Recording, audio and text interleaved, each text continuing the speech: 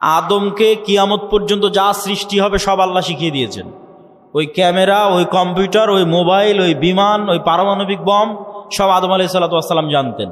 আদম আলাইহিসসালামের ব্রেনে ছিল বলেই সেটা ট্রান্সফার হতে হতে হতে হতে হতে হতে মানুষের ব্রেনে এখনও আছে। এই জন্য ওটা মানুষ বের করে নিয়ে আসতে পারতেছে। যদি বাপের ব্রেনে না থাকে জীবনে সম্ভব নয় ওটা নিয়ে আসা। বাপের ব্রেনে ছিল, ট্রান্সফার হতে হতে মানুষের ব্রেনেও আছে। সময় সাপেক্ষে যুগের প্রয়োজনে বের হতে থেকেছে। যুগের চাহিদায় ওই পর্দাটা উন্মুক্ত হয়ে গেছে, যুগের চাহিদায় ওই পর্দাটা উন্মুক্ত হয়ে গেছে, ওই জ্ঞানের দরজাটা খুলে গেছে। কিন্তু সবগুলো জ্ঞান আগেই বাপের ব্রেনে রাখা আছে। বাপের ব্রেন থেকে ট্রান্সফার হতে হতে সন্তানের ব্রেনেও আসতে থেকেছে। যুগের প্রয়োজনে যখন যে জ্ঞানের দরকার, যখন যে গায়েবের পর্দা উন্মোচন হওয়ার দরকার, সেটা উন্মোচন হতে থেকেছে। ও আল্লামা আদম আল আসমা কুল্লাহা, সব শিখিয়ে দিলেন আল্লাহ আদম আলাইহিস সালাম। তারপরে ফেরেশতাদের ডাক দিয়ে বললেন, ফেরেশতারা বলো, আম্বিউনি বিআসমাই হাউলাই, এগুলোর নাম বলো, এগুলো কি? তখন ফেরেশতারা আর বলতে পারে না। ক্বালু সুবহানাক লা ইলমা লানা ইল্লা মা আল্লামতানা, আল্লাহ আপনার পবিত্রতা, আপনি মহাপবিত্র, আমরা অতটুকুই জানি যতটুকু আপনি জানিয়েছেন, এর বাইরে আমাদের জানার কোনো ক্ষমতা নাই। ইন্নাকা আনতাল আলিমুল হাকিম, আপনি হলেন সর্বজ্ঞানী, আপনি হলেন সর্বজ্ঞানী এবং সর্বপ্রজ্ঞাময়। তখন আল্লাহ বললেন, ইয়া আদম আম্বিউহুম, এই যে আদম, এবার তুমি বলো তো এই জিনিসগুলোর নাম কি? ফালাম্মা আম্বাহুম বিআসমাইহিম, তখন আদম আলাইহিস সালাতু ওয়াস সালাম সবগুলোর নাম বলে দিলেন। এবার আল্লাহ ফেরেশতাদের বলেন, ওয়াইজ কুলনা লিল মালাইকাতি ইসজুদু লি আদম, তখন আমি আল্লাহ ফেরেশতাদের বললাম, ফেরেশতারা তোমরা এবার আদমকে সিজদা করো। তাহলে আমরা সবার আগে কাদেরকে দেখলাম এবার বলেন? জোরে বলেন না যে কাদের দেখলাম, না আর এক মানুষকে দেখেছি? তাহলে আপনার বাপ মা আগে না ফেরেশতা আগে? ফেরেশতা আগে। আপনার সন্তান আগে না ফেরেশতা আগে? আপনার সন্তানের অস্তিত্বের চেয়ে বেশি সত্য আপনার সাথে ফেরেশতা আছে, আমাদের সাথে ফেরেশতা আছে। আপনার বাপ মায়ের অস্তিত্বের চেয়ে বেশি সত্য যে আমাদের সাথে ফেরেশতা আছে। কেন? আমরা যখন প্রথম সৃষ্টি হয়েছি তখন থেকে ফেরেশতাদের সাথে আমরা কানেক্টেড, তখন থেকে আমরা ফেরেশতাদের দেখেছি। গায়েবের উপর ঈমান না থাকার কারণে দুনিয়াতে এসে ভুলে গেছি। তাহলে আদম আলাইহিস সালাতু ওয়াস সালামের ঈমান কোন লেভেলের হবে যে ফেরেশতারা আছে? আদম আলাইহিস সালাতু ওয়াস সালামের ঈমান তার ছেলের অস্তিত্বের চেয়ে বেশি যে ফেরেশতারা আছে। আদম আলাইহিস সালাতু ওয়াস সালামের ঈমান তার স্ত্রী হাওয়ার অস্তিত্বের চেয়ে বেশি যে ফেরেশতারা আছে। সম্মানিত উপস্থিতি, তাহলে ফেরেশতাদের অস্তিত্ব আছে, নূর বিরাজ করতেছে, দেখি না কেন, দেখা যায় না কেন, কি সমস্যা? তো এইটার ক্ষেত্রে আপনাকে দু একটা উদাহরণ দেই। আজ থেকে 100 বছর আগে আটমূলের যে মানুষটা মারা গেছে, সেই মানুষটাকে আজকে উঠান, যদি তাকে জীবিত করা যায় তাহলে সে জীবিত হলো। জীবিত হওয়ার পর সেই মানুষকে আপনি বলবেন যে আমি আব্দুল্লাহ আওয়াজ দিব, এখানে বাজবে ঢাকায়, সাথে সাথে আমি আওয়াজ দিব, এখানে আওয়াজ বাজবে কোথায়? ঢাকাতে। আমি আওয়াজ দিব, এখানে বাজবে আমেরিকাতে। আমি আওয়াজ দিব, এখানে বাজবে মক্কায়। সে কি বিশ্বাস করবে? কিন্তু এখন তো বাজতেছে, এই যে লাইভ চলতেছে, সারা পৃথিবীতে বাজতেছে, বলতেছি এখানে, বাজতেছে সারা পৃথিবীতে। তাহলে এই যে ইলেকট্রোম্যাগনেটিক ওয়েভ, তরঙ্গ, আলোর তরঙ্গ ওয়েভ, এইটার মধ্যে ডাটা ধারণ করার ক্ষমতা, তথ্য, মানুষের কথা এটার মধ্যে থাকতে পারে, মানুষের দৃশ্য এটার মধ্যে থাকতে পারে। এইটা আল্লাহ যেই দিন পৃথিবী সৃষ্টি করেছে ওই দিন থেকেই আছে, মানুষ জানেনি, গায়েব। তাহলে 100 বছর আগে আটমূল থেকে যে মানুষ চলে গেছে এটার কাছে গায়েব। যে তার আওয়াজ এই ওয়েভের মধ্যে থেকে যেতে পারে, তার দৃশ্য এই ওয়েভের মধ্যে দিয়ে প্রবাহিত হতে পারে। শুধু তাই নয়, মানুষের পক্ষে যদি আজকে সম্ভব হয় যে মানুষ আলোর গতি তথা যেই আলোর মাধ্যমে, যে ওয়েভের মাধ্যমে আমার কথা মোবাইল দিয়ে এখন ঢাকাতেও বাজতেছে, লালমনিরহাটেও বাজতেছে, আমেরিকা, লন্ডন, ইউরোপেও বাজতেছে, সৌদি, কুয়েত, কাতার, বাহরাইনেও বাজতেছে এখন সাথে সাথে। যেই ওয়েভের মধ্যে দিয়ে আমার দৃশ্য ছুটে চলে যাচ্ছে, যেই ওয়েভের মধ্যে দিয়ে আমার আওয়াজ ছুটে চলে যাচ্ছে, এর চাইতে যদি আমরা কোনো গতিশীল কিছু আবিষ্কার করতে পারি যে এর চেয়ে দ্রুত আমি উড়ে চলে যাব, মানুষের পক্ষে সম্ভব নয়। কিন্তু কল্পনা করেন যে আমরা করে ফেলেছি এরকম একটা আবিষ্কার যে আমার আওয়াজ যত দ্রুত ঢাকায় যাচ্ছে আমি এর চেয়ে আগে ঢাকায় পৌঁছে যাব। এবং আবিষ্কার করার পর এখান থেকে বিমানে যদি ঢাকায় আমার যেতে আধা ঘন্টা লাগে, তো রাস্তার গাড়িতে 4 ঘন্টা লাগবে। তো আমি আধা ঘন্টা আগে ঢাকায় পৌঁছে গেছি, রাস্তার গাড়ি পৌঁছার আগে আমি ঢাকা পৌঁছে গেছি বিমানে। তো আমার এই আওয়াজ আমেরিকা পৌঁছার আগে আমি পৌঁছে গেছি। এত দ্রুত গতির আমরা কিছু আবিষ্কার করতে পেরেছি। এই আবিষ্কার করতে পারার পর এবার যদি 15 আলোক বর্ষ অতীতে চলে যাই দ্রুত, যে 15 বছর আগে যে কথা বলেছিলাম ওই কথা এখন মহাবিশ্বে যেই জায়গায় আছে ওর আগে আমি গিয়ে পৌঁছে যাব, যেহেতু ওর চেয়ে দ্রুত আমি কিছু আবিষ্কার করতে পেরেছি। পৌঁছে গিয়ে এবার এই মোবাইলের মতো, এই ক্যামেরার মতো যদি ওখানে কিছু সেট করতে পারেন, তাহলে 15 বছর আগে আপনি কি বলেছিলেন ওই আপনার বলা কথা আপনি শুনতে পাবেন, বাজতেছে। 15 বছর আগে আপনি কি করেছিলেন, আপনার করা কাজ আপনি লাইভ দেখতে পাবেন, এই যে আমি এটা করতেছি, কেননা ওইটা এই আলোর তরঙ্গের মধ্যে সেভ আছে, হারায়নি। বিজ্ঞানীরা এখনও জানে না যে পৃথিবী যখন প্রথম সৃষ্টি হয়েছে তখন পৃথিবী থেকে যে আলো মহাবিশ্বের দিকে ছুটতে থেকেছে ওইটা এখনও মহাবিশ্বের শেষ মাথায় পৌঁছতে পেরেছে কিনা।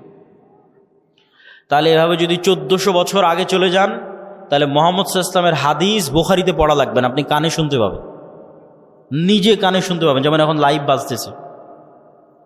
তো 1500 বছর অতীতে চলে গেলে আলোর গতির চেয়ে বেশি গতি নিয়ে মুহাম্মদ সাল্লাল্লাহু আলাইহি ওয়াসাল্লামের হাদিস নিজে কানে শোনা যাবে, বদরের যুদ্ধ লাইভ দেখা যাবে, বাস্তবে হচ্ছে এটা দেখা যাবে। এটা মানুষের দ্বারা সম্ভব নয়, এটা দিয়ে আল্লাহ মানুষের গুনাহকে গোপন রেখেছে, নাহলে একজন মানুষের গুনাহ গোপন থাকতো না। এই আলোর গতির চেয়ে মানুষের গতি কম থাকার কারণে মানুষের গুনাহ আজ গোপন আছে। সম্মানিত উপস্থিতি, তাহলে আমরা যা বলছি তার 1 সেকেন্ডও হারায় না, 1 সেকেন্ডও নয়, চাহে মোবাইলে রেকর্ড হোক আর না হোক, ওই তরঙ্গের মধ্যে থেকে যায়, যে কেউ চাইলে ধরে বের করে নিয়ে আসতে পারে। আল্লাহ সুবহানাহু ওয়া তাআলা এটা দিয়েই ধরে বের করবেন এটা আমি বলি না, কিন্তু এত সহজ মানুষের হিসাব নেওয়া, এত সহজ মানুষকে পাকড়াও করা, এইভাবেই পৃথিবী সেট আপ করা আছে। এখানে মানুষের 1টা সেকেন্ড গোপন নয়, 1টা সেকেন্ডও নয়, কেন আলো এই ডাটাগুলো ধারণ করে নিচ্ছে, যা করতেছে তাও সেভ আছে, যা বলতেছে তাও সেভ আছে। মানুষ চাইলে নিজেই দেখতে পারবে। মানুষকে আলোর চেয়ে দ্রুতগতির যন্ত্র আবিষ্কার করে অত বছর আগে চলে যেতে হবে, চলে গিয়ে নিজের আমলগুলো দেখতে হবে, তো আমি এগুলো করেছি, তো আমি এগুলো বলেছি, আমি নিজে শুনতে পাচ্ছি আমি কি বলেছি, আমি নিজে দেখতে পাচ্ছি আমি কি করেছি। কাফা বিনাফসিকাল ইয়াউমা আলাইকা হাসিবা, মানুষ আজকে তোমার বিচারের জন্য তুমি একাই যথেষ্ট, আলাদা কোনো বিচার বিভাগ কায়েম করে বিচার করতে হবে এইটা নয়, তুমি নিজেই যথেষ্ট। সম্মানিত উপস্থিতি, তাহলে কি বলছিলাম, গায়েব, নূর। তাহলে এই আলো আমার ডাটা ধারণ করতে পারে, এটা একসময় গায়েব ছিল, চোখে দেখা যায় না, তো এখনো দেখা যায় না, এখনো দেখা যাচ্ছে না, যন্ত্র ধরতে পেরেছে কিন্তু আমরা তো দেখতে পাচ্ছি না। তাহলে ওইটা যেমন সত্য যে আল্লাহ যেদিন পৃথিবী সৃষ্টি করেছেন ওই দিন থেকে মানুষের বলা কথায় আলোর মধ্যে থেকে গেছে, মানুষের বলা কাজ করা কাজ এই আলোর মধ্যে থেকে গেছে, এর চেয়ে বেশি সত্য যে এখানে নূর আছে, ফেরেশতা আছে, এটা এখন গায়েব। এবার বাস্তব জগতের আরো কিছু উদাহরণ দেই যেগুলো এখন যন্ত্রও ধরতে পারেনি। যেমন আল্লাহর একটা সৃষ্টিজীব কুকুর, কুকুরের ঘ্রাণ শক্তি মানুষের চাইতে 10,000 গুণ বেশি। তো আমি এই যে মাইকটা সামনে আছে, এটা আমি নাক দিয়ে টেনেও আর কোনো গন্ধ পাচ্ছি না। কারণ আমি যদি বলি যে এই মাইকের কোনো গন্ধ নাই, এটা মিথ্যা কথা হবে।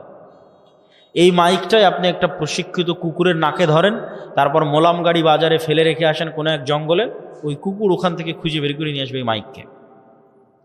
50 গুণ 100 গুণ বেশি নয়, 1000 গুণ নয়, 10,000 গুণ বেশি। মানুষের যদি কোনো শরীরে ক্যান্সার হয়, তাহলে কোন কোষটাতে ক্যান্সার হয়েছে ওই ক্যান্সারের কোষের যে গন্ধ এইটা পর্যন্ত কুকুর ধরতে পারে। মানুষের শরীরে যদি ভাইরাস হয়, যে করোনা ভাইরাস হয়েছে, তাহলে করোনা ভাইরাসের মতো অদৃশ্য জিনিসের গন্ধ কুকুর ধরতে পারে।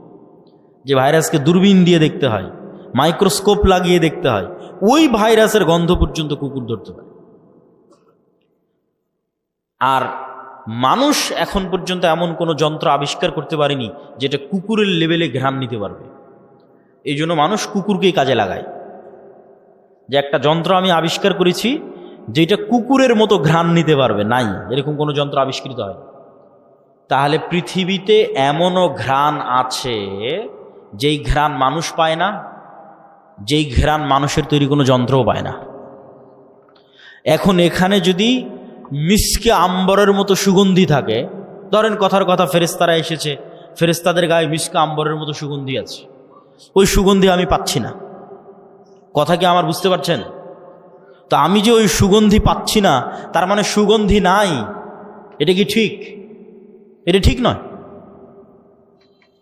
ঠিক তেমনি এমনও আওয়াজ আছে, কবরের আযাব কই, শুনতে তো পাই না। পাশ দিয়ে পিঁপড়া যাচ্ছে, শুনতে পান? শুনতে পাই না। এই রেকর্ডারও যদি ওই পিঁপড়ার কাছে লাগান, তবুও ধরা যাবে না পিঁপড়ার আওয়াজ। তাহলে পিঁপড়ার হাঁটার আওয়াজ হয় না? মিথ্যা কথা। সাপের যাওয়ার আওয়াজ হয় না? মিথ্যা কথা। ওইটা যেই লেভেলের সূক্ষ্ম আওয়াজ, ওটা আবার আল্লাহর আর এক সৃষ্টিজীব ধরতে পারে।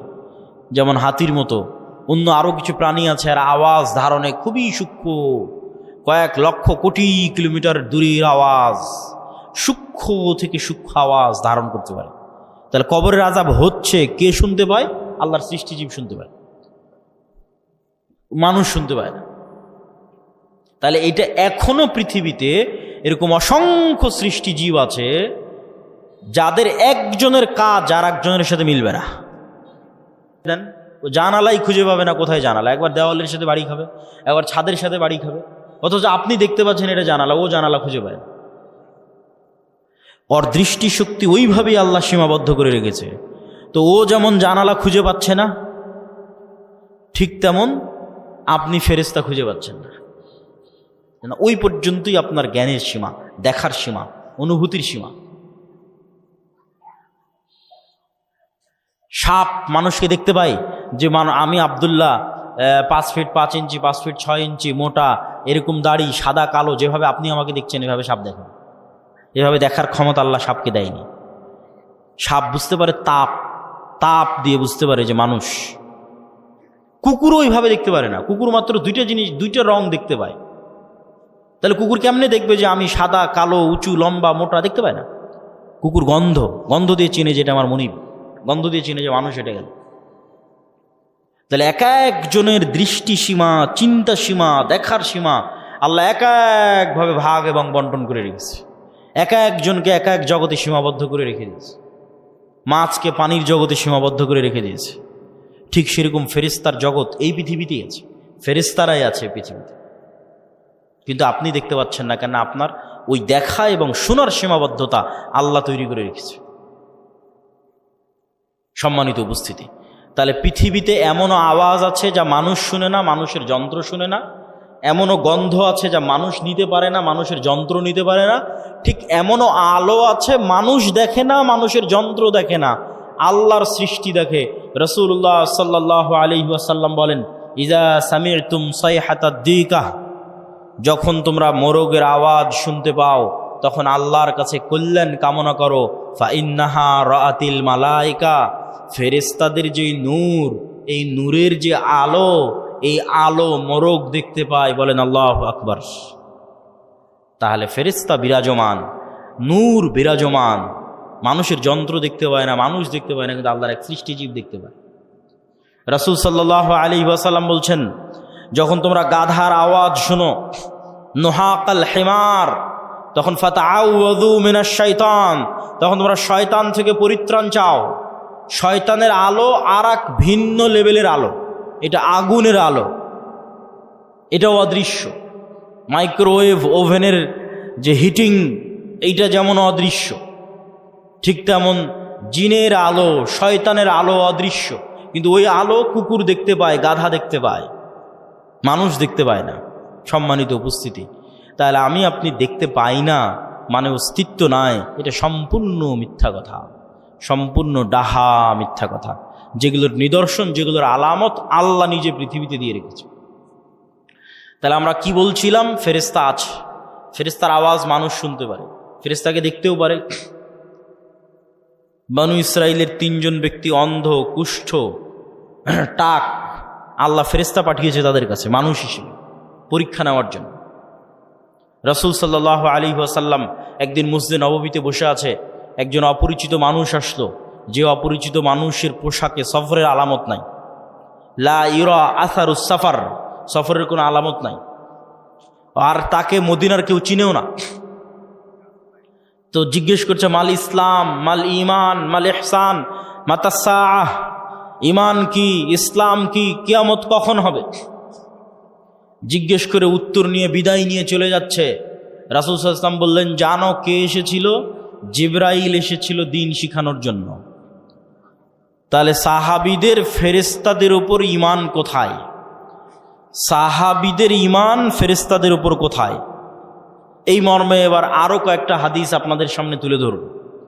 জাবের রাদিয়াল্লাহু তাআলা আনহু বলছেন, সাদ বিন মুআজ আনসারী সাহাবী, আউস খাজরাজ গোত্রের প্রধান, খন্দকের যুদ্ধে আহত অবস্থায় শহীদ হয়েছে, ইয়াং বয়সে, 35, 38, 40 বছর বয়সে। রাসূল সাল্লাল্লাহু আলাইহি ওয়াসাল্লামের আশেপাশে যেগুলো ছিল সব ইয়াং। রাসূলুল্লাহ সাল্লাল্লাহু আলাইহি ওয়াসাল্লাম বললেন, ইহতাজ্জালাহু আরশুর রহমান, আল্লাহর আরশ কেঁপে উঠেছে সাদ বিন মুআজের মৃত্যুতে। ওয়া ফুতিহাত লাহু আবওয়াবুস সামা, আসমানের সব দরজা আজকে সাদ বিন মুআজের মৃত্যুতে খুলে দেওয়া হয়েছে। ওয়া শাহিদাহু ৭০ আলফাম মিনাল মালাইকা, ৭০,০০০ ফেরেশতা আমাদের সাথে আজকের জানাজায় অংশগ্রহণ করেছে সাদ বিন মুআজের জানাজায়। বলেন আল্লাহু আকবার। তো আসমানের দরজা থাকতে পারে, এটা কঠিন তো কিছু নয়। আমরা তো আসমান থেকেই পৃথিবীতে এসেছি, জান্নাত থেকেই পৃথিবীতে এসেছি। আদি পিতা আদম আলাইহিস সালাতু ওয়াস সালাম তো আসমানেই ছিলেন, জান্নাতেই ছিলেন, এটা অস্বাভাবিক কিছু নয়। তো জান্নাত থেকে নামতে হলে তো কোনো না কোনো দরজা দিয়েই নেমেছে। সেই দরজা দিয়ে ঈসা আলাইহিস সালাতু ওয়াস সালাম উপরে উঠে গেছে, সেই দরজা দিয়ে মুহাম্মদ সাল্লাল্লাহু আলাইহি ওয়াসাল্লাম উপরে উঠে গেছে। ছিলামই তো আমরা জান্নাতে, আসমানে। সুতরাং এই যোগাযোগ কঠিন, অস্বাভাবিক কিছু নয়। আর ফেরেশতা নেমে ৭০,০০০ ফেরেশতা নেমে অংশগ্রহণ করলে ওটা অস্বাভাবিক। আল্লাহ কোরআনে আয়াতই শুরু করেছে সূরা বাকারাতে, যে মানুষ সৃষ্টি শুরুই হচ্ছে ফেরেশতাদের সাথে কথোপকথন দিয়ে। আদম আলাইহিস সালাতু ওয়াস সালাম চোখ খুলেই দেখতেছে ফেরেশতাদের, তাহলে এটা অস্বাভাবিক নয়। ঈমান বিল গায়ব না থাকার কারণে মনে হচ্ছে অস্বাভাবিক। ঈমান বিল গায়বে ইয়াকিন না থাকার কারণে। তখন জাবের রাদিয়াল্লাহু তাআলা আনহু কাঁদতেছে। আল্লাহর নবী বলতেছে, তুমি কেন কাঁদছো? মা জালাতিল মালাইকাতু তুজিল্লু বিআজনিহাতিহা, আরে তুমি কাঁদছো কেন? তোমার বাপের লাশকে ফেরেশতারা এখনো ছায়া দিয়ে রেখেছে, এখনো ফেরেশতারা তোমার বাপের লাশকে ছায়া দিয়ে রেখেছে, তুমি কেন কাঁদছো? আয়েশা রাদিয়াল্লাহু তাআলা আনহা বলছেন, সাদ বিন মুআজের জানাজা উঠানো যায় না, এত ভারী। যুবক মানুষ, ওই যুগে তার এত বিরিয়ানি, এত পোলাও, এত বার্গার, পিৎজা ছিল না যে খেয়ে মোটা হয়ে। আলাইহি ওয়াসাল্লাম খন্দকের যুদ্ধ থেকে ফিরে অস্ত্র রেখে দিয়েছেন, গোসল করতে চলে গেছেন। জিব্রাইল উপস্থিত হয়ে রাসূল সাল্লাল্লাহু আলাইহি ওয়াসাল্লামকে বলতেছে, আপনি অস্ত্র রেখেছেন? মা ওয়াজা'না সিলাহ, ফেরেশতারা এখনো অস্ত্র রাখেনি। ফেরেশতারা কেন অস্ত্র রাখেনি? বানু কুরাইজা, বানু কায়নুকা, বানু নজির, 3টে ইহুদি গোত্র গাদ্দারি করেছে, এদের শাস্তি দিতে হবে। আল্লাহর নবী সাহাবীদের বললেন, ফেরেশতারা অস্ত্র রাখেনি। জিবরাইল এসে বলতেছে, চলো, যুদ্ধ এখনো শেষ হয়নি, যুদ্ধ করতে হবে। সব সাহাবী মিলে অস্ত্র উঠিয়ে আবার যুদ্ধের জন্য এগিয়ে গেলেন। এই পর্যন্ত আয়েশা রাদিয়াল্লাহু তাআলা আনহার বর্ণনা। এবার আনাস রাদিয়াল্লাহু তাআলা বলছেন, কান্নি আনজুরু ইলাল গুবারি সাতিআন ফি যুকাকি বানি গানাম, বলছেন সাহাবীরা সহ আল্লাহর নবী সহ যখন আমরা বের হচ্ছি ইহুদি গোত্রগুলোর দিকে এগিয়ে যাওয়ার জন্য, তখন আমাদের সামনে দেখছি ধুলায় অন্ধকার। ঠিক যেমন 500, 1000 মোটরসাইকেলের শোডাউন দিলে গ্রামের রাস্তায় ধুলা উঠতে থাকে, পিছনের গাড়িতে করে যদি আপনি থাকেন দেখবেন যে ধুলায় অন্ধকার হয়ে গেছে রাস্তা। তাহলে আমরা যাচ্ছি তো সামনে ধুলায় অন্ধকার। কিসের ধুলা? আনাস রাদিয়াল্লাহু তাআলা আনহু বলছেন, আমাদের আগে আগে জিবরাইলের ঘোড়সওয়ার বাহিনী যাচ্ছে। আল্লাহু আকবার। জিবরাইলের ঘোড়সওয়ার বাহিনীর পায়ের আঘাতে ধুলা তৈরি হয়েছে। সাদ বিন আবি ওয়াক্কাস রাদিয়াল্লাহু তাআলা আনহু থেকে বর্ণিত, তিনি বলেন, রাআইতু ইয়াওমা উহুদিন আন ইয়ামিনি ওয়া আন ইয়াসারি, উহুদের যুদ্ধের দিন আমার ডানে এবং আমার বামে দুইজন ব্যক্তি, রজুলাইনা আলাইহিমা সিয়াবুন বীজুন, দুইজন ব্যক্তি সাদা পোশাকধারী, মা রাআইতুহুমা ক্বাবলু আলা বাদ, যাদেরকে আমি অতীতে কোনোদিন দেখিনি, পরে কোনোদিন দেখিনি। এই দুইজন সাদা পোশাকধারী ব্যক্তি আসাদ্দাল কিতাল, বীর বিক্রমে যুদ্ধ করতেছে, সীমাহীন ভয়ঙ্কর যুদ্ধ করতেছে। রাসূল সাল্লাল্লাহু আলাইহি ওয়াসাল্লামকে এসে যখন শোনালাম, আল্লাহর নবী বললেন, এরা দুইজন হচ্ছে জিব্রাইল আর মিকাইল। আল্লাহু আকবার। জিব্রাইল মিকাইল যুদ্ধে অংশগ্রহণ করেছে রাসূল সাল্লাল্লাহু আলাইহি ওয়াসাল্লামের পক্ষে। বর্ণনা দিচ্ছেন সাদ বিন আবি ওয়াক্কাস। একজন সাহাবী এক যুদ্ধে এক মুশরিকের পিছনে ধাওয়া করতেছে, তো আকাশ থেকে আওয়াজ আসতেছে, আকদিম ইয়া হাইজুম, হে হাইজুম তুমি এগিয়ে চলো। আওয়াজ আসা মাত্রই এই সাহাবী ওই মুশরিকের উপর আক্রমণ করার আগেই মুশরিক উল্টে পড়ে আছে এবং ক্ষত স্থান থেকে রক্ত বের হচ্ছে, আহত স্থান থেকে রক্ত বের হচ্ছে। সাহাবী রাসূল সাল্লাল্লাহু আলাইহি ওয়াসাল্লামকে এসে ঘটনা শোনালে আল্লাহর নবী বললেন, যালিকা মিন মাদাদিস সামাইস সালিসা, এটা ছিল তৃতীয় আসমান থেকে আসা ফেরেশতার আক্রমণ। উহুদের যুদ্ধের দিন হানজালা রাদিয়াল্লাহু তাআলা আনহু শহীদ হয়েছে। তার স্ত্রীর মারফতে জানা যাচ্ছে যে তিনি ফরজ গোসল অবস্থায় বাসর ঘর থেকে বের হয়ে গেছেন জিহাদের ডাক শুনে। সাহাবীরা আল্লাহর নবীকে বললেন, হানজালাকে গোসল দিতে হবে। রাসূল সাল্লাল্লাহু আলাইহি ওয়াসাল্লাম বলেন, ইন্না সাহিবাকুম তুগাসসিলুহুল মালায়েকা, তোমরা আর হানজালাকে কি গোসল দিবা? ফেরেশতারা ইতিমধ্যে গোসল দিয়ে ফেলেছে। তাহলে এবার আপনি শুধু চিন্তা করবেন সাহাবীদের ঈমান ফেরেশতার অস্তিত্বের উপর, আর আমার আর আপনার ঈমান ফেরেশতার অস্তিত্বের উপর। ঈমান বিল গায়বে ইয়াকিন, যেটা আমাদের বক্তব্যের মূল বিষয়বস্তু, যার এক পয়েন্টে আমরা আছি ঈমান বিল মালায়েকা, ফেরেশতার উপর ইয়াকিন, ফেরেশতার অস্তিত্বের উপর ইয়াকিন। তো এগুলো কি শুধু হাদিসে এসেছে? না। আচ্ছা, এগুলো কি শুধু হাদিসে এসেছে? না, স্বয়ং আল্লাহ সুবহানাহু ওয়া তাআলা কোরআন মাজিদে বলতেছে। আল্লাহ সুবহানাহু ওয়া তাআলা কোরআন মাজিদে মুসলমানদের বিভিন্ন যুদ্ধে ফেরেশতা অবতীর্ণ করার কথা ৫-৬ আয়াতে বলেছে। ইস্তাস্তাগীসুনা রাব্বাকুম ফাস্তাজাবা লাকুম আন্নী মুমিদ্দুকুম বিআলফিম মিনাল মালাইকাতি মুরদিফিন, তোমরা আল্লাহর কাছে বিপদে পড়ে সাহায্য চেয়েছিলে, আমি আল্লাহ আসমান থেকে তোমাদের পক্ষে ১,০০০ ফেরেশতা অবতীর্ণ করেছি।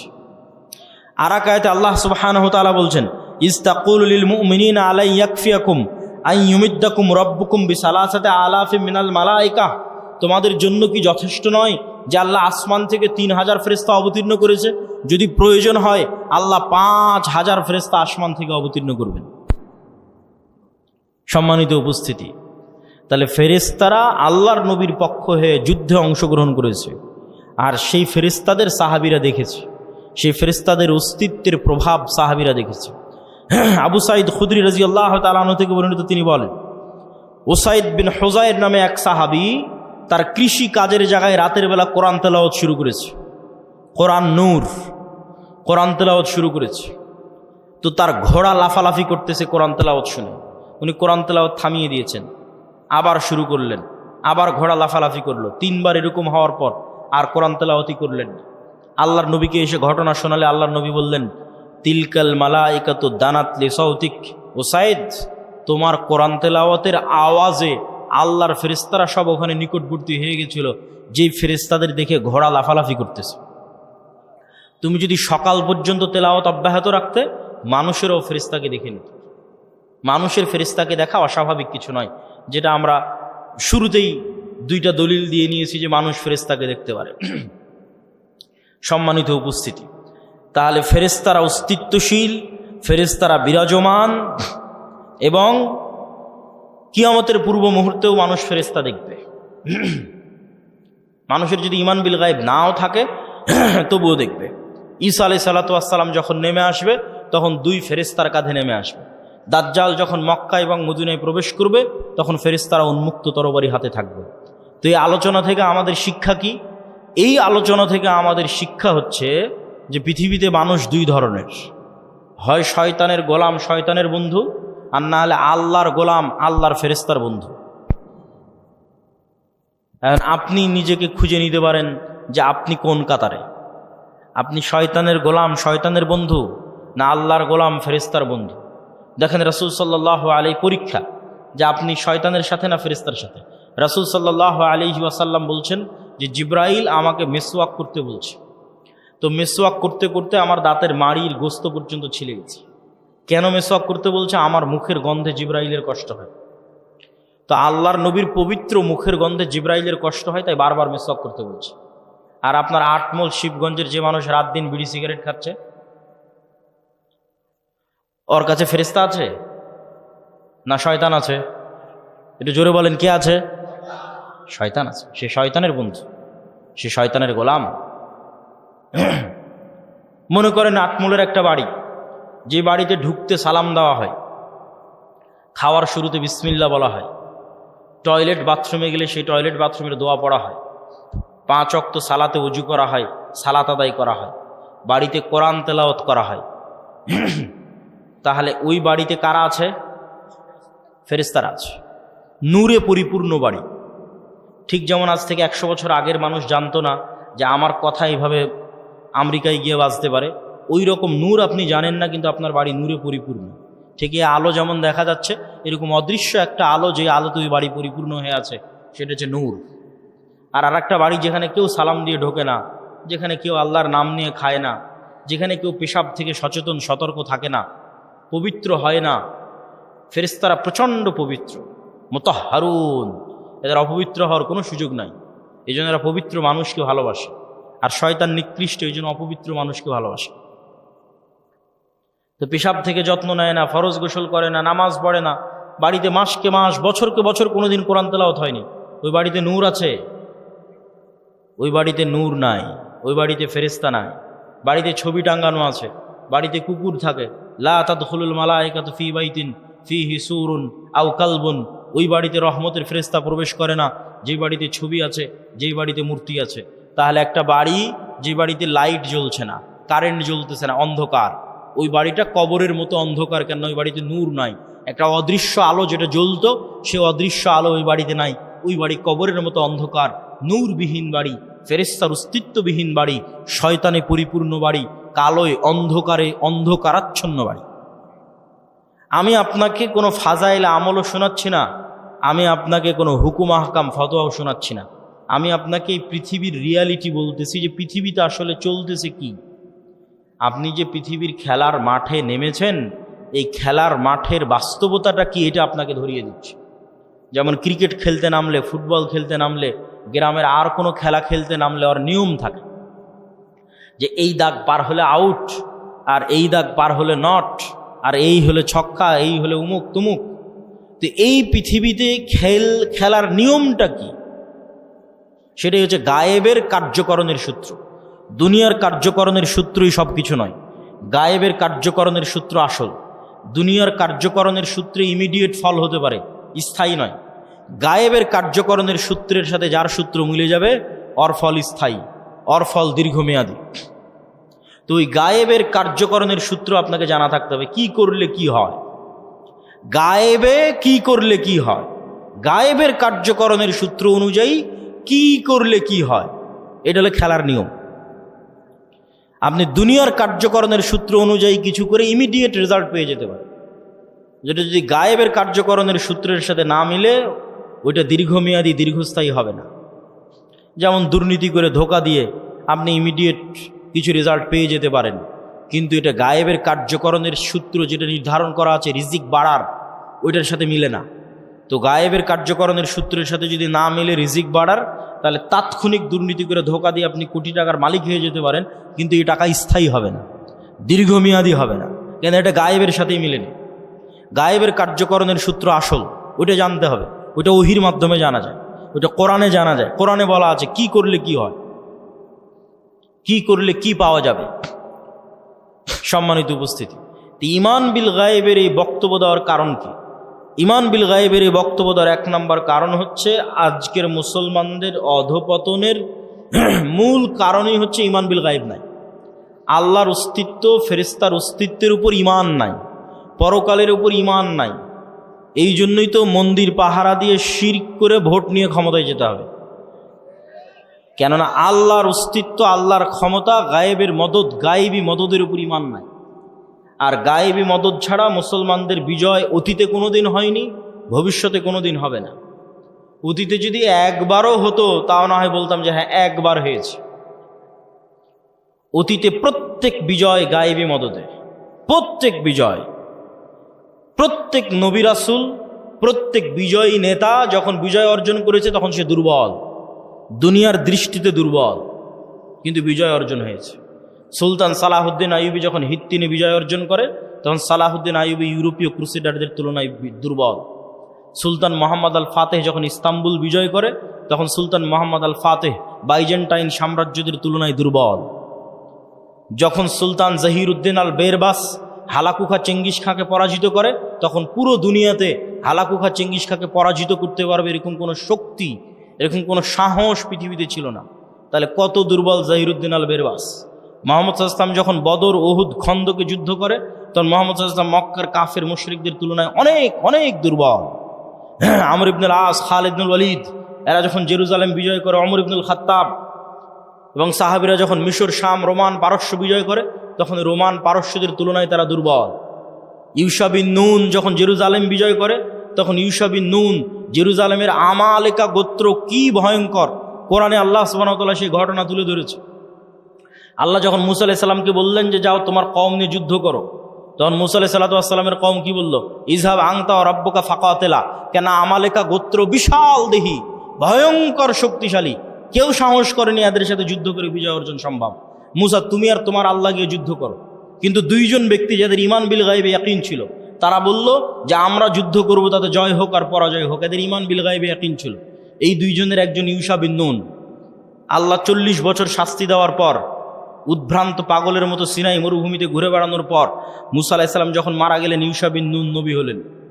তখন ইউশা বিন নুন এবার বানু ইসরাইলকে নিয়ে তওবা করে জেরুজালেম বিজয় করতে যাচ্ছে ওই আমালেকা গোত্রের বিরুদ্ধে, যাদের কাছে এরা একদম দুর্বল। তো শুক্রবারের দিন বিকেলবেলা ইউশা বিন নুন আল্লাহর কাছে দোয়া করতেছে, আল্লাহ সন্ধ্যা হয়ে গেলে যুদ্ধ বন্ধ করতে হবে, কেন শনিবার ইহুদি ধর্ম অনুযায়ী পবিত্র দিন, আপনি সূর্যকে থামিয়ে দিন, আমরা যুদ্ধে বিজয় অর্জন করি। আল্লাহ পৃথিবীর ইতিহাসে একবারের জন্য, শুধু একবারের জন্য সূর্যকে থামিয়ে দিলেন। কিছু মুফাসসির বলেছেন কয়েক দিনের জন্য থামানো ছিল, কিছু মুফাসসির বলেছেন কয়েক ঘন্টার জন্য থামানো ছিল। সূর্য আটকে থেমে থেকে গেল। গায়েবী মদদে ইউশা বিন নুন বিজয় দিল, বিজয় অর্জন করল। মুসলমানদের বিজয় অতীতে কোনোদিন গায়েবী মদদ ছাড়া হয়নি, আগামী কিয়ামত পর্যন্ত কোনোদিন গায়েবী মদদ ছাড়া হবে না। এই জন্য গায়েবী মদদে বিশ্বাস লাগবে, ঈমান বিল গায়েবে ইয়াকিন লাগবে। আর ঈমান বিল গায়েবে ইয়াকিন না থাকার জন্য মুসলমান মুনাফিকে পরিণত হয়ে গেছে। আজকের মুসলমানেরা মুনাফিক অধিকাংশ। লাম্মা ইয়াদখুলুল ঈমানু ফি কুলুবিহিম, তাদের কালবে ঈমান প্রবেশ করে। কেন লা ঈমান আল ঈমান লা আমানাতা লাহু, এক কালবে ঈমানের নূর আর মিথ্যার অন্ধকার একসাথে থাকতে পারে না। অথচ গত 16 বছর কত ওসি, ডিসি, এসপি, মন্ত্রী, মিনিস্টার, আজকে এখনো কত সাব রেজিস্ট্রার ইসিল্যান্ড লক্ষ লক্ষ টাকা দিয়ে ওমরা করে আসতেছে, কত জালসা মসজিদ মাদ্রাসার কমিটির মেম্বার, অথচ ওর পদে যখন বসে তখন ঘুষখোর। তাহলে লাম্মা ইয়াদখুলুল ঈমানু ফি কুলুবিহিম, অন্তরে ঈমান প্রবেশ করেন, ঈমান বিল গায়েব নাই, বাহ্যিক ইসলাম নিয়ে মানুষকে ধোঁকা দিচ্ছে। অথচ আবু সুফিয়ান কোনোদিন মিথ্যা বলেনি, মুহাম্মদ সাল্লাল্লাহু আলাইহি ওয়াসাল্লামের বিরুদ্ধে মিথ্যা বলেন। আবু তালেব কাফের হতে পারে, আবু লাহাব কাফের হতে পারে, মিথ্যুক, দুর্নীতিবাজ, ধোঁকাবাজ নয়। এই জন্য আবু তালেব নিজে ইসলাম গ্রহণ না করলেও আবু তালেবের ছেলে আলী যখন ইসলাম গ্রহণ করেছে তখন মহানেতা। কেন নেতাই তৈরি হয় সত্যবাদিতা, আমানতদারিতা, ন্যায়পরায়ণতার উপর। আর মুসলমানদের মধ্যে নেতা তৈরি হওয়া বন্ধ হয়ে গেছে। কেন মুসলমানেরা সত্যবাদী, আমানতদার থাকতেই পারছে না, নেতা কিভাবে তৈরি হবে? আর এই নেতা যেন আর কোনোদিন তৈরি না হতে পারে, এই জন্য দুটো পদ্ধতি মুসলমানদের উপর চাপিয়ে দেওয়া আছে। একটা হচ্ছে গণতন্ত্রের কালচার, আর একটা হচ্ছে সুদী অর্থনীতি। গণতন্ত্র এমন এক কালচার যেখানে এক দল আর এক দলের বিরুদ্ধে মিথ্যা তো বলবেই। এই শিবগঞ্জ আসনে এরকম যত আসন আছে, একই আসনের 6-7 জন 10 জন মনোনয়ন প্রার্থী একজন আরেকজনের বিরুদ্ধে মিথ্যা বলতেছে। তাহলে নেতৃত্বই তৈরি হবে না সত্যবাদিতা, আমানতদারিতা ছাড়া। আর এখানে গণতন্ত্রের নেতৃত্ব শুরুই হচ্ছে কি দিয়ে বলেন তো? মিথ্যা এবং দুর্নীতি দিয়ে। তাহলে যেই নেতার নেতৃত্বই শুরু হচ্ছে মিথ্যা এবং দুর্নীতি দিয়ে, ওই নেতা যখন ক্ষমতায় যাবে ওকে টাকা ছিটালে আমেরিকার, ইউরোপের আর ভারতের কিনে নেওয়া 1 সেকেন্ডের ব্যাপার। কেননা ও জন্মগত মিথ্যুক, জন্মগত দুর্নীতিবাজ।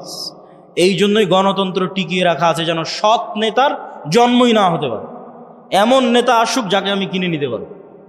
আর মুসলমানদের মধ্যে এই স্বভাব আগে ছিল না। এই স্বভাব হচ্ছে ইউরোপীয় উপনিবেশ থেকে তৈরি হয়েছে। 150-200 বছরের ব্রিটিশ শাসনের গোলামি করার কারণে তৈরি হয়েছে। এবং যেখানে ইউরোপীয় উপনিবেশ যত কঠিন, ওখানে মুসলমানদের মিথ্যা, দুর্নীতি, ধোঁকার প্রবণতা তত বেশি। যেখানে ইউরোপীয় উপনিবেশ যত কঠিন, ওখানে মুসলমানদের মিথ্যা, ধোঁকা, দুর্নীতির প্রবণতা তত বেশি। আপনি পরীক্ষা করে দেখতে পারেন। বিস্তারিত আজকে এই বক্তব্যে বলতেছি না, আমার অন্য বক্তব্যে বিস্তারিত বলা আছে। কিন্তু এইখান থেকে আপনাকে শিখতে হবে যে নেতৃত্বের বিকাশই হয়, তৈরি হয় সত্যবাদিতা, আমানতদারিতে, ন্যায়পরায়ণতার উপরে। ঈমান বিল গায়েব অন্তরে থাকলে, পরিপূর্ণরূপে ঢুকে গেলে ওইটা অটোমেটিক আসবে। এই জন্য আমাদের এমন একটা প্রজন্ম দরকার যে প্রজন্ম ঈমান বিল গায়েবে ইয়াকিন রাখে। আমাদের এমন একটা প্রজন্ম দরকার যে প্রজন্ম সত্যবাদিতা, আমানতদারিতা, ন্যায়পরায়ণতায় চুল পরিমাণ ছাড় দেয় না, বিক্রি হয় না। এরকম একটা প্রজন্ম দরকার যারা নিজ দিনের উপর কট্টর, যারা নিজ দিনের উপর কঠোর। আপনি ভারতের হিন্দু ধর্ম নিয়ে ট্রল করতে পারেন, মজাক করতে পারেন, ঠাট্টা করতে পারেন, কিন্তু তাদের ধর্ম যত ভ্রান্তই হোক, তারা তাদের দিনের উপর কঠোর থেকে একটা সেকুলার রাষ্ট্রকে হিন্দু রাষ্ট্র বানিয়ে দিয়েছে। আর আপনার নবীর দিন বিশুদ্ধ হওয়ার পরেও, 47-এ দিনের নামে রাষ্ট্র তৈরি করার পরেও, 71 এবং 24-এ হাজার হাজার মুসলমান রক্ত দেওয়ার পরেও এখনো আপনি মুখ খুলে বলতে পারেন না যে না, আমার দিনই ঠিক, আমার দিনই রাষ্ট্রে বাস্তবায়ন করতে হবে, সেকুলারিজম নয়। এটা মুখ খুলে বলতে পারেন না। কেন মুখ খুলে বলতে পারেন না? এটাই গোলামি, এটাই হচ্ছে গোলামি। এই গোলামির জিঞ্জির যতক্ষণ না ভাঙবে, ইবনে খালদুন বলেছেন রাষ্ট্র তৈরি হয় আসাবিয়া দিয়ে। যেই দিন মুসলমানেরা বলবে যে আমার দিনই ঠিক, আমার দিনই রাষ্ট্রে প্রতিষ্ঠিত হতে হবে, আল্লাহর নবীর সুন্নাতে ব্যক্তিগত, পারিবারিক, সামাজিক জীবনে কোথাও ছাড় দেবে না, সেই দিন স্বাধীন। এটাই স্বাধীনতা, এটাই গোলামির জিঞ্জির থেকে মুক্তি। আর একটা কি বলেছিলাম? মিথ্যার কালচার তৈরি করা সুদ। আজকে যত মা বোন উপস্থিত আছে, তাদের মধ্যে যতজন কিস্তিতে টাকা নিয়েছে, যতজন কিস্তিতে লোন নিয়েছে, তাদের মধ্যে শতকরা কতজন সত্য বলে? যতজন কিস্তিতে টাকা নিয়েছে তাদের মধ্যে শতকরা কতজন সত্য বলতে পারে? এবার আমি না, চলেন আল্লাহর নবী কি বলছে যে কয়জন সত্য বলতে পারে। আল্লাহর নবী বলছেন, আল্লাহুম্মা আউযুকা মিনাল মা'সামি ওয়াল মাগরাম। আল্লাহ ঋণ থেকে বাঁচতে চাই, পাপ থেকে বাঁচতে চাই। আর এক হাদিসে রাসূল সাল্লাল্লাহু আলাইহি ওয়াসাল্লাম আর এক দোয়ায় বলছে যে আল্লাহুম্মা আউযুকা মিন যাল'আদ দাইনি ওয়া গালাবাতির রিজাল। আল্লাহ ঋণের বোঝা থেকে বাঁচতে চাই। সাহাবীরা জিজ্ঞেস করলেন, এত কেন লোন থেকে বাঁচতে চান? আল্লাহর নবী বললেন, মানুষ যখন লোন নেওয়া শুরু করে তখন মিথ্যা বলা শুরু করে। যেই দিন থেকে লোন নেওয়া শুরু, ওই দিন থেকে মিথ্যা বলা শুরু। আর মিথ্যা বললে নেতা তৈরি হবে না, গোলাম তৈরি হবে। তাহলে যে মা বোন কিস্তিতে লোন নিয়েছে এবং মিথ্যা বলতেছে প্রতিনিয়ত, ছেলেকে দিয়ে মিথ্যা বলাচ্ছে, এই সমস্ত পরিবার থেকে নেতা তৈরি হবে না, গোলাম তৈরি হবে। এই জন্য আমাদের কোথাও প্রকৃত নেতা নাই, সব জায়গায় গোলাম বসে আছে। কেননা মিথ্যুক মানেই গোলাম, দুর্নীতিবাজ মানেই গোলাম। এ আর একজনের কাছে, টাকার কাছে বিক্রি হয়ে যাবে, গোলাম। সম্মানিত উপস্থিতি, বক্তব্যের শেষে গুরুত্বপূর্ণ কয়েকটা কথা। এই আটমূল সালাফিয়া মাদ্রাসা আল জামিয়া সালাফিয়ার সাথে অধিভুক্ত একটি শিক্ষা প্রতিষ্ঠান। এই প্রতিষ্ঠানকে সহযোগিতা করা, এই প্রতিষ্ঠানের পাশে দাঁড়ানো আপনাদের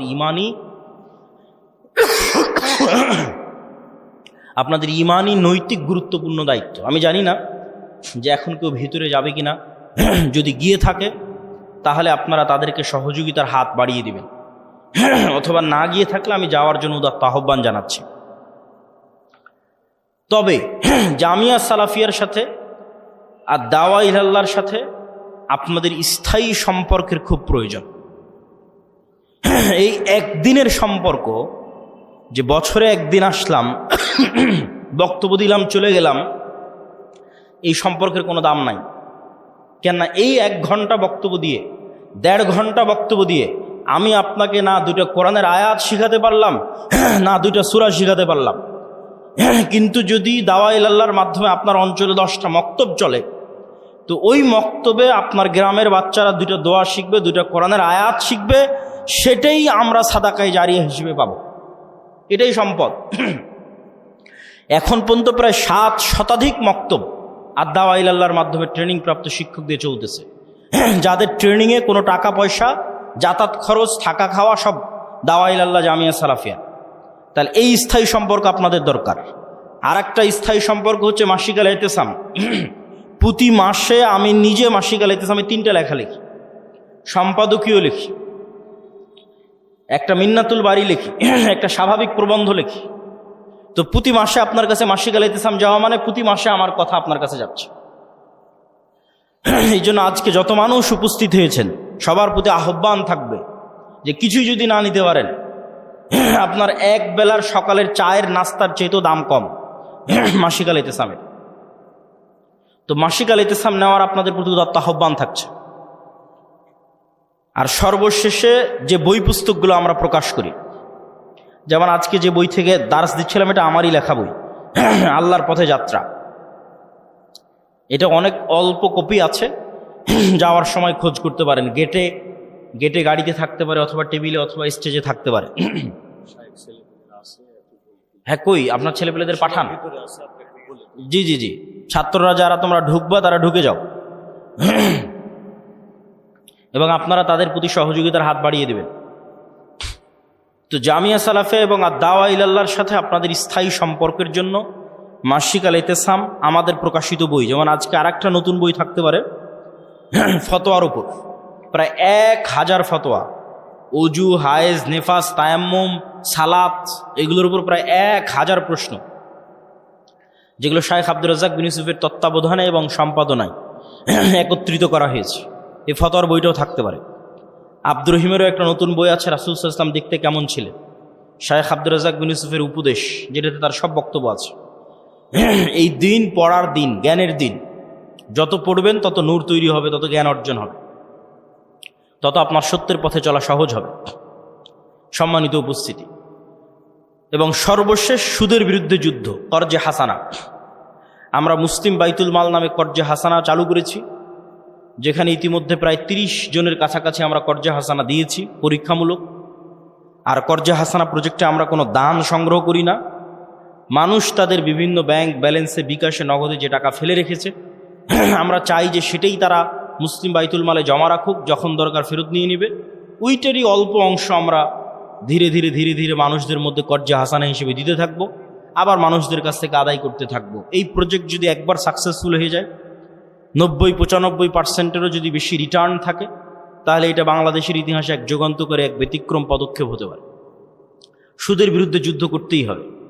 আল্লাহ সুবহানাহু ওয়া তাআলা আমাদেরকে ঈমান বিল গায়বে ইয়াকিন রাখার, সত্যবাদিতা, আমানতদারিতা, ন্যায়পরায়ণতার উপর অটল থাকার মাধ্যমে আমাদের মধ্যে নেতৃত্বের বিকাশ তৈরি করে দিয়ে, আমলে সলেহের মাধ্যমে আল্লাহর সাহায্য দুনিয়াতে টেনে নিয়ে এসে, আমলে সলেহ আসমানি সাহায্য আসমান থেকে দুনিয়াতে টেনে নিয়ে আসতে পারে।